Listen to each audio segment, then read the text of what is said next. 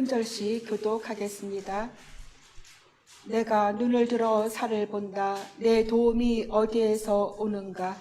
내 도움은 하늘과 땅을 만드신 주님께서 온다. 주님께서는 내가 헛발을 디디지 않게 지켜주신다. 너를 지키시느라 졸지도 않으신다. 이스라엘을 지키시는 분은 졸지도 않으시고 주무시지도 않으신다. 주님은 너를 지키시는 분, 주님은 내 오른쪽에 서서 너를 보호하는 그늘이 되어 주시니 낮에 햇볕도 너를 해치지 못하며 밤의 달빛도 너를 해치지 못할 것이다. 주님께서 너를 모든 재난에서 지켜주시며 내 생명을 지켜주실 것이다. 주님께서는 내가 나갈 때 돌아올 때나 이제부터 영원까지 지켜주실 것이다. 아멘.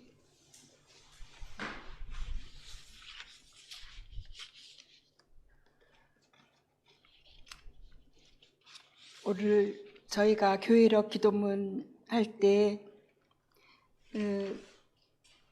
이런 사실을 알고 거기에 운명을 걸고 사는 우리가 라는 이 단어, 이 문장에서 제가 좀 마음이 울컥했습니다.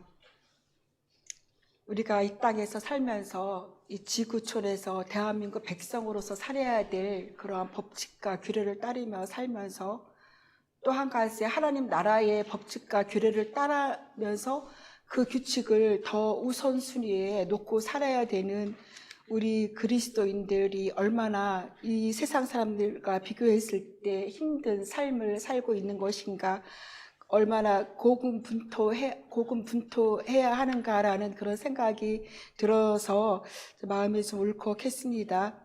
그렇지만 이 길은 하나님 법칙을 따르는 것이 힘들고 어려운 법칙이 있지만 가장 안전한 길, 가장 우리의 영혼의 그러한 아름다운 열매를, 우리의 삶의 아름다운 열매를 맺어줄 수 있는 길임을 제가 확신하며, 또한 우리가 누구나 다 이제 언젠가는 주님 앞에서, 하나님 앞에서 부름을 받아 우리가 마지막 호흡을 할 때에, 그때에 후회 없이 살았다 하는 그 길이 바로 예수 그리스도 안에서, 하나님 안에서의 삶임을 저는 확신하며 여러분들에게 권면드립니다. 아무리 잘 살고 아무리 세상 사람들의 부러움을 받았을지라도 하나님 앞에서 부끄러운 삶을 살았더라면 그 순간 얼마나 후회를 할 것입니까? 비록 지금 우리가 이 땅에서 하나님 나라의 법을 우선순위에 따르며 살려고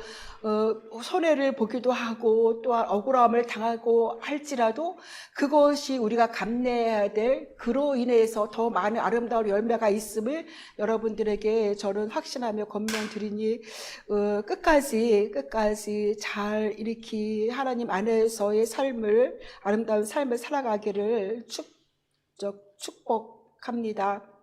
요즘 굉장히 이 시대적으로 어려운 시대예요. 일본 아베 총리가 갑자기 서거하였고, 오피시 사무총장이 갑자기 죽음을 맞이했고요. 이 사람은 유가를 떨어뜨리려고 애쓴 사람이었거든요. 유가가 오르면 되지 않는 또 그러한 무리들이 있죠.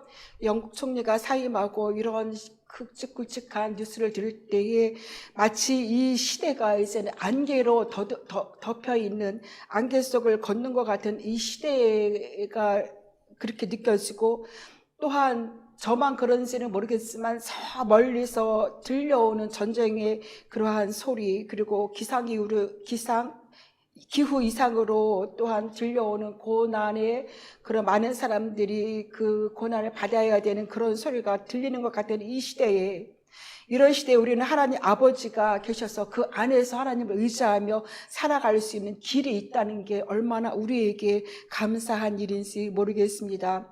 오늘 본문 말씀을 제가 개역 개정으로 1절, 2절을 읽어드리겠습니다. 왜냐하면 이 말씀, 시편 121편 말씀은 많은 그리스도인들이 암송하며 애송했던 시이고 또한 찬송으로도 많이 나온 시입니다. 그런데 세번역 버전보다 개역 개정이 아마 여러분들에게 더 많이 이렇게 익숙할 것 같아서 개역 개정 읽어드리겠게요. 내가 산을 향하여 눈을 들리라. 나의 도움이 어디서 올까? 나의 도움은 천지를 지으신 여호와에게서로다.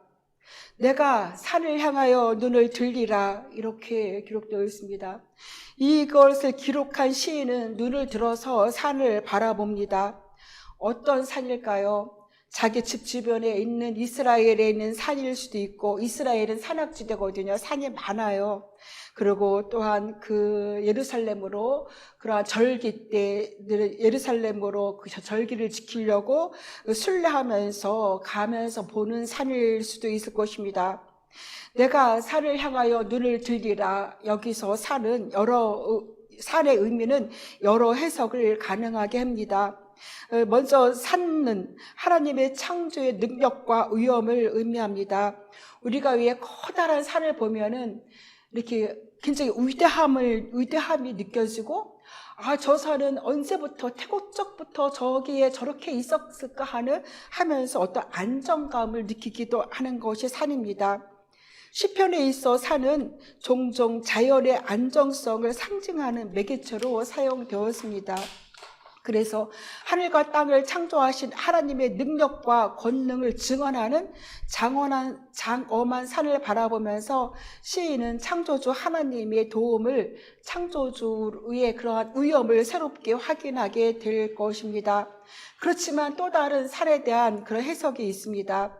예루살렘을 향해서 이제 절기 때마다 전국 각처에 또한 디아스포라로 흩어져 있던 사람들은 절기가 되면 예루살렘의 절기를 지키러 올라가면서, 그러니까 순례의 길을 하면서 그 사람들은 많은 산을 지나갑니다. 그리고 많은 산을 보았을 것입니다. 그래서 이스라엘에서 예전에 여행을 하거나 또한 절기 때에 예루살렘에 가거나 여리고에서 예루살렘에서 여리고 갈 때에 강도를 만난 그런 사건들이 신약에 종종 기록되어 있죠.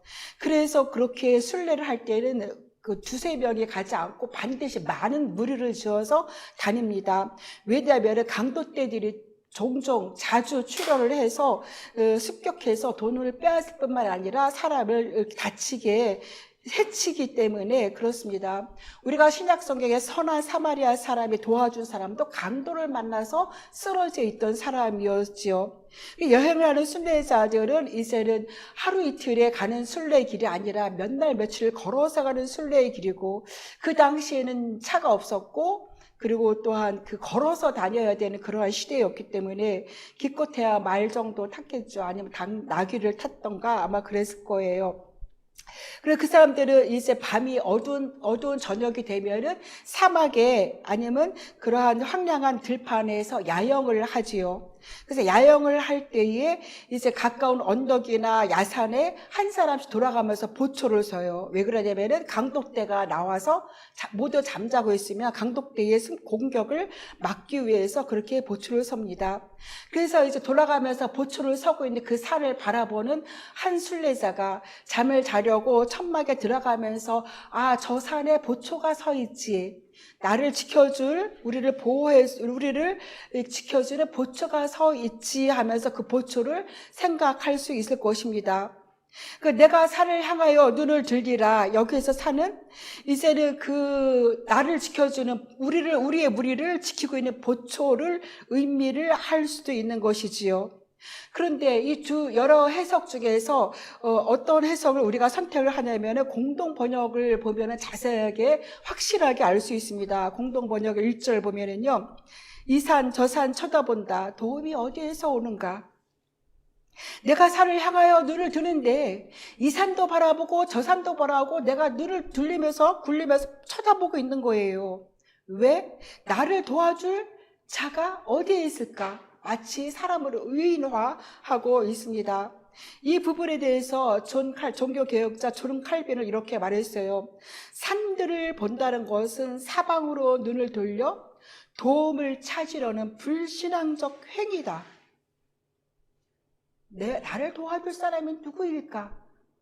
어떤 줄에 서서 나의 부탁을 가서 내 문제를 갖고 가서 부탁을 할까 하고 이 산 저 산 바라보는 것은 불신앙적 행위라고 존 칼빈은 그렇게 말하면서, 이 세상에서 산처럼 위대한 힘이, 산처럼 위대한 권력이 우리에게 주어지거나 그 사람들이 우리를 돕는다 할지라도 하나님 외에 그것을 우선시하거나 그곳에 가서 안전을 추구하는 것은 불신앙이다라고 존 칼빈은 얘기했습니다. 우리에게 필요한 도움은 산들과 같은 피조물이 아니다라는 것입니다. 그것을 지으신 창조주 하나님으로부터만 우리의 도움이 온다고 오늘 본문에서 그렇게 말하고 있습니다. 공동번역 1절 2절 다시 읽어드릴게요. 이 산 저 산 쳐다본다. 도움이 어디에서 오는가? 하늘과 땅을 만드신 분 야훼에게서 나의 구원이 오는구나 라고 기록되어 있습니다. 이 세상과 그 안에 존재하는 모든 것은 모두 창조주 하나님에 의해 창조된 피조물일 뿐 결코 그런 것을 신적으로 또한 신적인 힘을 가진 것으로 해석하면 안 된다는 것이지요. 그래서 고대인들에게는 정말 하늘의 달과 별과 해가 신성시 되어 왔어요. 그래서 그 갈대아우르 하란 그쪽에 가면 아직도 고대인들이 탑을 높이 쌓아서 하늘의 달신에게 제사 드렸던 그러한 유적들이 아직도 남아 있는데요. 고대인들은 해와 달과 별을 피조물로 생각하지 않고 신성시해서 그런 것들에게 그 신전을 짓고 그리고 신전에서 경배했죠. 그렇지만 성경 창세기 1장에서는 그러한 것들을 전부 다 하나님의 피조물임을 분명히 말하고 있습니다. 해, 달, 별을 광명체, 큰 광명체, 작은 광명체라고 부름으로써 그것들을 하늘에서 이끌어내어서 폐유시켰어요. 신적인 존재로서의 폐유시켰다는 거지요. 하나님의 피조물이라는 것입니다. 그렇다면 우리의 도움은 그런 것도 아닌다면 어디서 오는가라는 질문에 우리의 도움은 하늘과 땅을 창조하신 분, 하나님으로부터 옵니다라고 고백하는 사람은 정말 행복한 사람입니다. 바른 길을 선택한 사람이죠. 사람을 의지하지 않고 어떤 권력도 의지하지 않고 오직 하나님을 나의 가장 우선순위에 두고 가장 최상위에 두고 하나님을 섬기는 분은 정말 행복한 복된 사람입니다. 더 나아가서 나의 생각, 내가 생각하는 그 모든 것들, 내가 나를 위해서 추구하며 하는 그 모든 것들도 내려놓고 하나님을 우선순위에 두는 사람은 행복한 사람입니다. 5절 말씀 보면은요, 여호와는 너를 지키시는 이시라. 여호와께서 내 오른쪽에서 내 그늘이 되시나니 낮의 해가 너를 상하지 아니하며 밤의 달도 너를 해치지 아니하리로다 기록되어 있습니다. 그래서 이제 하나님께서는 그늘이 되신다고 말씀하셨는데요. 이 그늘 때문에 낮에 상함을 받고 밤의 달 때문에 낮에 그 해가 얼마나 뜨거운지 그 뜨거움에 사람이 죽기도 하고 밤의 달이 얼마나 추운지 그 추위에 사람이 얼어 죽기도 하는 것이 이스라엘의 기후입니다. 제가 이스라엘에 예전에 그 성지순례 여행 갔을 적에 태양이 얼마나 뜨거운지요. 정말 우리가 생각하는 것보다 훨씬 더 뜨겁습니다. 그래서 우리가 그 중동 지방 여행할 때는 반드시 가지고 가야 될 게 선글라스예요. 햇빛이 우리나라 한여름 햇빛보다 굉장히 밝고 눈이 부시고 그래서 선글라스를 끼지 않으면 눈이 다쳐요.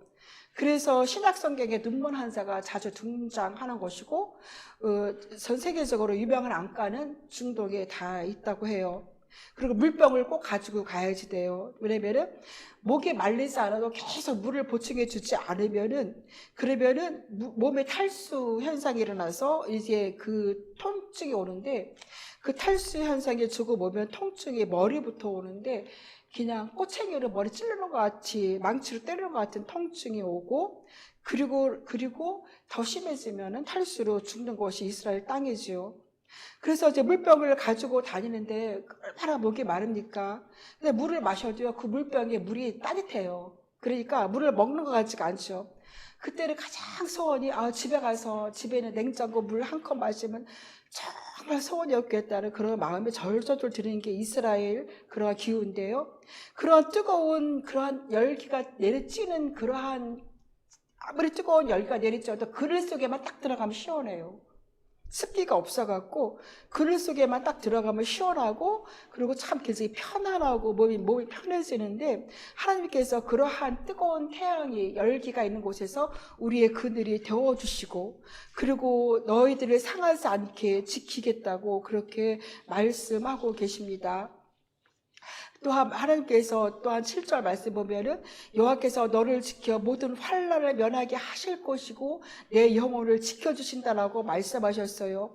여기서 모든 환난을 면하게 하신다는 것은 모든 악으로부터 지키시는, 우리를 해치려는 모든 그런 해악으로부터 우리를 지켜주신다는 그런 말씀입니다. 이 말씀 마치 예수님의 그러한 예수님께서 우리에게 말씀하신 주기도문을 연상하게 하는데요.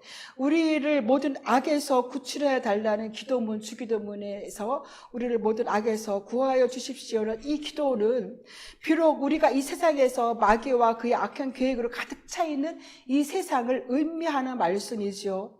또한 우리의 삶이 부단한 위험과 환난 그리고 악한 행위에 노출된 취약적인 존재라는 것을 의미하고 있습니다. 우리의 삶을 힘들게 하고 망가뜨리는, 지옥을 경험하게 하는 모든 악의 해로부터 우리를 보호함을 받게 해달라는 그러한 주기도문의 기도가 바로 오늘 본문 7절 말씀과 연결이 돼서 모든 환난을 면하게 하시며 내 영혼을 지키시리로다라고 그렇게 말씀하고 계십니다. 그래서 우리가 살다 보면은 그러한 웅덩이에 빠질 수도 있고 어려움에 빠질 수도 있지만, 그렇지만 그런 곳에 빠진다 하여도 그곳으로부터 구출함을 원하는 간절한 기도는 하나님에 대한, 하나님의 절대 주권에 대한 신뢰에서 기도할 수가 있는 것입니다. 그런 신뢰가 없다면 기도할 수가 없지요. 우리가 시편 23편을 봐도 여호와는 나의 목자시니 그가 지팡이와 그 막대기를 가지고 우리를 구원하여 주신다고 하셨잖아요. 그리스도인들이라고 해서 절대로 모든 환난과 모든 어려움을 면하지 않습니다. 어려움도 있고 환난도 있고 웅덩이에 빠져도 그럴 때 주의 지팡이가 우리를 웅덩이에서 건져주신다, 그 말씀이시지요. 성경 어디에도 너는 나를 믿으니까 너는 온실의 화초처럼 살아라고 말한 기도는 하나도 없고요. 세상 풍파에서 거세게 맞서서 싸워라, 거세게 맞서서 살아가라, 그렇게 말씀하고 있습니다. 거기에는 분명히 하나님에 대한, 내가 너희를 지켜주겠다는 절대적인 주권, 하나님의 주권, 그분에 대한 신뢰, 그것이 바로 있어야 되는 것이지요. 근데 시인은 지금까지 하나님께서 오늘 본문에서 보시면 하나님께서 지켜주신다라는 문구를, 말씀을 반복적으로 계속 사용했어요. 왜 같은 말을 반복적으로 사용할까 하냐면은 존 칼빈은 이 문제에 대해서 이렇게 말했습니다. 우리가 얼마나 하나님을 믿지 못하고 신뢰하지 않았으면 이 말씀을 기가 닳도록 반복하겠냐는 거예요. 얼마나 믿지 않으면. 그래서 예전에 제가 교회 다닐 때 어떤 아들이, 노부부가 이제 저희 목사님을 찾아왔어요. 그래서 아들이 불치병에 걸렸다고, 이제는 교회 가서 하나님이 고쳐주신다는 그러한 소문을 들었다고 우리 아들 좀 살려달라고 그렇게 기도를 그렇게 부탁을 했대요. 그래서 이 목사님이 이렇게 얘기했대요.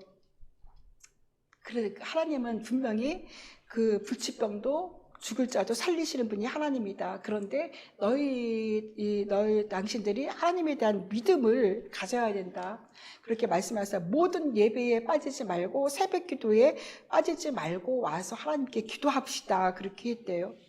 그리고 나서 이제는 시간이 흐르는데 그분들이 모든 예배에 와서 하나님께 기도하고 하나님을 알아가며 새벽 기도에 나와서 하나님께 기도를 드렸어요.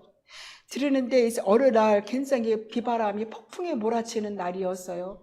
그래서 목사님이 오늘은 새벽기도에 오는 사람이 한 명도 없겠구나라고 했는데 그 두 부부가 비를 쫄딱 맞고 새벽기도에 온 거예요. 그래서 목사님이 무릎을 탁 쳤대요. 저분들은 살겠다. 저분 아들은 살겠다. 그렇게 무릎을 탁 쳤대요. 그러고 나서 시간이 흐르면서 그 아들은 회복이 되었고 이제는 고침을 받았습니다. 이러한 증인들이 우리 그리스도 안에서 무수히 많습니다. 그런데 내가 그만한 믿음을 보여주느냐, 그만한 믿음의 삶을 살고 있는가라는 것이지요.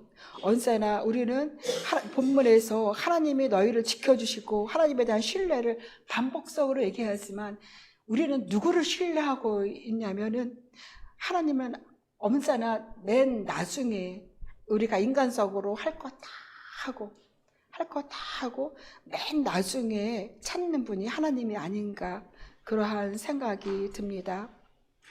하나님을 알아가면서 하나님이 절대 주권을 신뢰하고 그분 앞에 정직하게 나와서 그분을 만나는 것, 그것이 정말 얼마나 복되고 귀한 시간인지 알 수 없습니다. 하나님은 항상 우리를 지켜 보호하신다는 하나님에 대한 신뢰, 그 신뢰가 우리의 가슴속 깊이 뿌리 내릴 때까지 우리는 하나님에 대해서 계속적으로 반복적으로 그런 하나님을 알아가는 자리에 서 있어야 됩니다.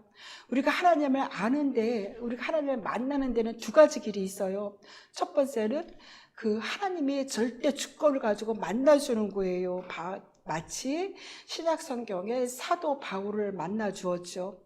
사도 바울이 얼마나 유대인으로서 열정을 가지고 그리스도인들을 박해했습니까?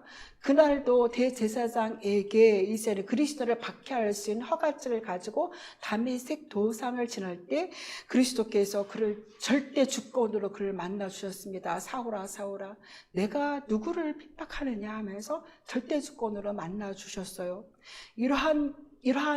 이렇게 만나주시는 것이 있고요. 거의 대부분 시편에 나와서 시편에 기록된 대로 지혜를 구하는 자, 하나님을 찾고 찾는 자, 그 사람을 만나줍니다. 언제까지? 찾고 찾을 때까지. 대충 찾고 물의 온도가 100도를 넘어야 기체가 되는데 20도 돼서 하나님 왜 안 돼요? 왜 안 될까요? 30도 되어서 70도 80도 되어서 그래도 계속적으로 압이 차서 액체가 끓어서 기체가 될 때까지요. 아무리 해도 내 힘으로는 절대로 못하겠습니다 하고 그렇게 자신이 압이 차서 포기할 스스로 내 힘으로는 절대로 안 되거나 압이 찰 때 그때 비로소 하나님께서 만나주는 경우가 종종 많이 있습니다. 그때까지 우리가 가야 돼요. 거기까지. 그러면 비로소 하나님의 그러한 참 평안이 우리의 온 영혼에, 우리의 온 몸에, 우리의 온 세포에 가득 차게 될 것입니다. 이때도 하나님과 나는 대상이에요. 내가 하나님 앞에 한 대상으로 서 있고 하나님은 나에게서도 한 대상으로 서 있어요. 그렇게 하나님 안에서 쉼을 누릴 때 그 훈련이 계속 되어지면 그 다음 단계는 내가 하나님 안에 온전히 거하는 것, 바닷속에 온전히 빠져 있는 것, 내가 바다를 더 이상 찾지 않아도 바닷속에 온전히 빠져 있어서 이제는 하나님의 존재 그리고 나의 존재, 내 존재가 하나님 안에 온전히 이렇게 포함되는 그런 존재가 되지요. 근데 그렇게까지 많은 그런 훈련이 되는데요. 거기까지 가지 않고 피상적으로 살아가는 그러한 것들은 거기까지 다다를 수가 없지요. 그런데 그 훈련하려면은 힘들잖아요. 힘들지만 어차피 우리가 그리스도 안에서 영적인 전쟁터, 이 땅의 영적인 전쟁터에서 영적인 삶을 살아가는 이 땅에서의 삶은요, 어차피 우리가 계속적인 훈련의 반복으로만 승리할 수 있는 이러한 삶입니다. 하나님 앞에서의 삶. 오늘 모든 그렇게 할 때에 우리의 생각이 그러한 변화가 되고 하나님이 어떤 분이신가에 대해서 바로 알게 되겠죠. 하나님이 어떤 분인가에 대해서 바로 알지도 못하면서 어떻게 하나님에 대한 전적인 신뢰를 갖기는 어려울 것입니다. 그래서 성경을 전체를 읽어야 되고 사사기 읽으시라고 아마 힘드셨을 거예요. 그렇지만 전체를 읽어야 돼요. 모세오경을 읽어야 되고 역사서 삶이 어땠는가, 그 사람들의 삶을 해석할 때에 모세오경에 대해서 해석을 해야 되고 모세오경을 알아야 되겠죠. 삶에서 살아갈 때 하나님께서 그들에게 어떻게 하셨는가, 선지자들 통해서 뭐라고 하셨는가, 그들 어떻게 반응했는가, 그래서 열매는 무엇인가를 전체를 알아야 되고, 그리고 역사서를 그 예언서랑 같이 연결해서 읽어야지만 역사서를 바르게 이해할 수 있고, 역사서를 알아야지만 예언서를 이해할 수가 있어서 전체를 알아야지만 여러분들이 하나님에 대해서 하나님은 이런 분이구나, 하나님의 그 절대 온 우주의 창조주 하나님, 절대 주권을 가지신 전지전능 무한한 그 하나님의 사랑을 우리가 알게 될 것입니다. 그래서 우리가 하나님에 대한 신뢰가 우리의 가슴 깊이 뿌리 내릴 때까지는 우리가 노력을 해야 된다는 것이죠. 그때에 또한 우리가 노력할 때에 성령께서 역사해 주신다는 것이에요. 그래서 어떤 수도자에게 이런 말을 했대요. 가장 그 높은 단계의 수도는 무엇입니까? 그랬을 때 이 사람이, 나는 밥을 잘 먹고 잠을 잘 자는 것이 나의 수도다, 그렇게 했대요. 그러니까 사람들이, 누구는 밥 안 먹고 누구는 잠 안 잡니까? 그렇게 얘기했대요. 그럴 때 그 수도자가 말하기를, 내가 먹는 밥은 진짜 밥이고 내가 잠자는 잠은 진짜 잠이야, 이렇게 말했대요. 다른 예화를 든다면 성철 스님이 산은 산이고 물은 물이다라고 했죠. 누구나 산은 산이야, 물은 물이야, 그렇게 말할 수 있지만 거기에 담긴 뜻을 해석하는 것은 그 말을 아는 사람만, 이해하는 사람만 이해할 것입니다. 우리가 하나님을 믿는다고 교회도 다니고 하나님을 믿는다고 예배도 드립니다. 그렇지만 그 하나님, 어떤 하나님? 산은 산이고 물은 물이다, 그렇게 말하고 다닐 수 있지만 그 밑에 깔려져 있는 정말 심오한 그 뜻을 알려면 우리가 하나님의 말씀을, 성경을 전체적으로 다 알아야 되고, 깊은 기도에 내려가서 그 하나님을 만날 때 비로소 우리의 깊은 곳에 하나님에 대한 신뢰가 뿌려내리고 어떠한 비바람이 몰아쳐도 전혀 요동치 않는 믿음을 가지게 되겠죠. 힘들고 어려울 때 하나님에 대해서 신뢰를 보여주세요. 더 감사하세요. 자기가 살아오면서 만들어낸 열매입니다. 그렇지만 하나님께서 그것을 뒤치다꺼리 해주신다는 것이지요. 그러니까 더 뒤치다꺼리 해주실 하나님이 계시니까 그 하나님에 대해서 신뢰를 보여주세요. 신뢰를. 주변 사람들이 바라보고 있어요. 저희들 많은 어려움을 당했을 때 굉장히 요동하지 않는 모습을 보이려고 애를 썼지요. 하나님에 대한 신뢰를 보여주려고. 신뢰를, 하나님께 대한 진짜 신뢰를 보여주십시오. 그리고 그렇게 할 때에 하나님께서 치닥거리가 더 빨리 된다는 것이죠. 내 마음이 하나님 앞에 있어야지, 내 마음이 사탄에게 가 있으면 절대로 더 어려움이 올 수 있기 때문입니다.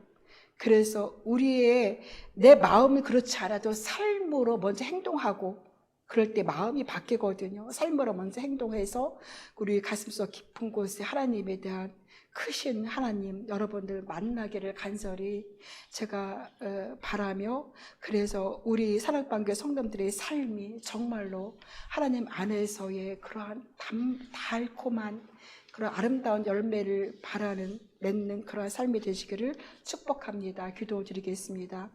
하나님 감사합니다. 이 땅은 사탄의 장악한 그러한 곳에서 우리는 하나님을 요새로 삼고 하나님을 나의 산으로 삼고 살아가고 있습니다. 하나님, 그러나 우리가 얼마나 연약한 존재입니까? 때로는 흔들릴 수밖에 없고 쓰러질 수밖에 없는 것이 우리의 연약한 존재임을 고백합니다.